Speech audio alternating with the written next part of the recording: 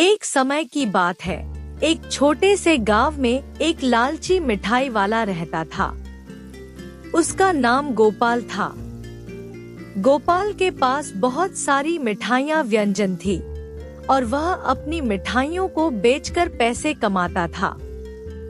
पर गोपाल की सबसे बड़ी आदत थी, वह अपनी मिठाइयों को किसी को नहीं कम दामों में देता था। वह हर किसी से ज्यादा लाभ कमाने की चाह में रहता था। गोपाल का गांव बहुत ही सुंदर था। वहाँ के बच्चे हमेशा गोपाल के मिठाइयों को खाने के लिए बहुत उत्साहित रहते थे। लेकिन गोपाल हर किसी को अपनी मिठाइयाँ नहीं देता था।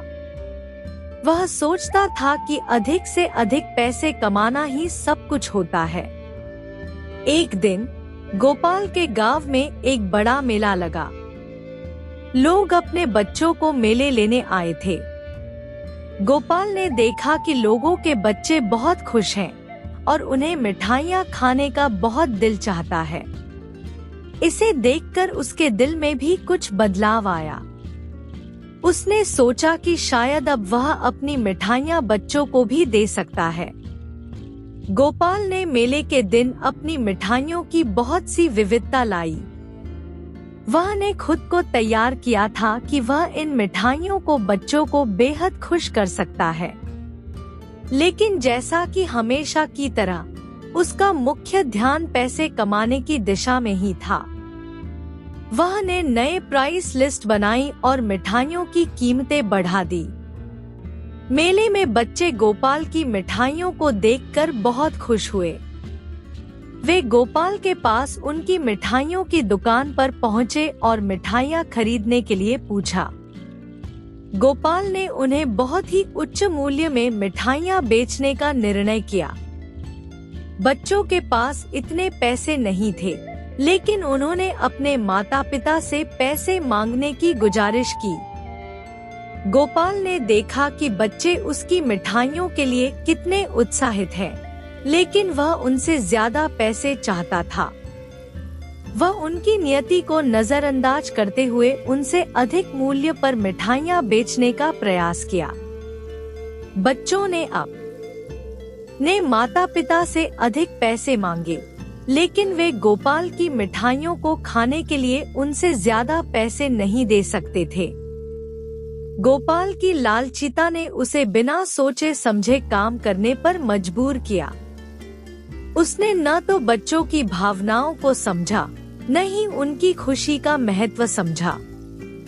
वह सिर्फ अपने ही लाभ की चिंता कर रहा था। गोपाल की लालचिता की खबर उसके गांव के अन्य लोगों तक भी पहुंच गई। लोगों ने गोपाल को उसकी लालचिता का समझाया, लेकिन वह नहीं माना। उसका मन उसके सोचने के तरीके में नहीं बदला।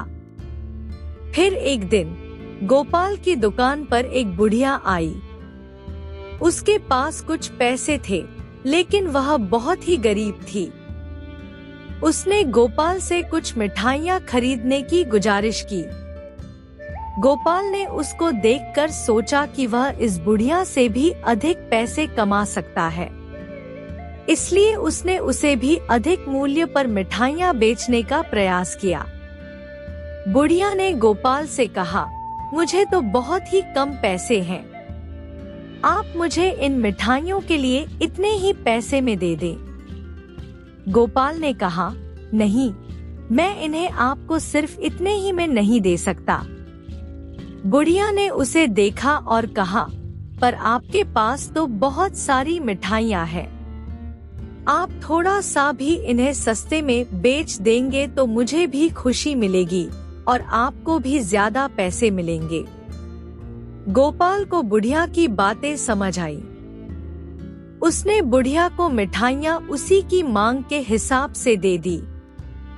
बुढ़िया ने गोपाल की दुकान से मिठाइयाँ खरीदी और खुशी खुशी चली गई।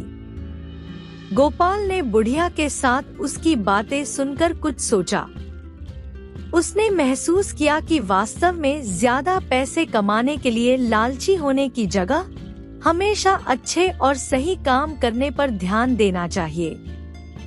लालची होने से सिर्फ और सिर्फ संघर्ष और दुख ही मिलता है। गोपाल ने फिर से अपने ध्यान को सही दिशा में ले लिया। वह अब अपनी मिठाइयाँ बच्चों को सस्ते में भी बेचने लगा और देखा कि बच्चे अब उसकी दुकान के अधिक खुश हो रहे हैं। उनकी यह स्वार्थ मुक्त गेस्टर हुई। गोपाल ने अंत में यह समझा कि वास्तव में सच्चा धन और खुशियाँ उसे मिलती हैं, जो उसने दूसरों को खुश देखने के लिए काम किया। लालचीता का रास्ता हमेशा धोखा देता है, लेकिन साझा करने का रास्ता हमेशा खुशियों की तरफ ले जाता है। इस कहानी से हमें यह सीखने को मिलता है कि लालची होने से हमेशा हानि होती है, जबकि दिए जाने वाले और सहभागिता करने वाले हमेशा खुशियों को बांटने में सक्षम होते हैं।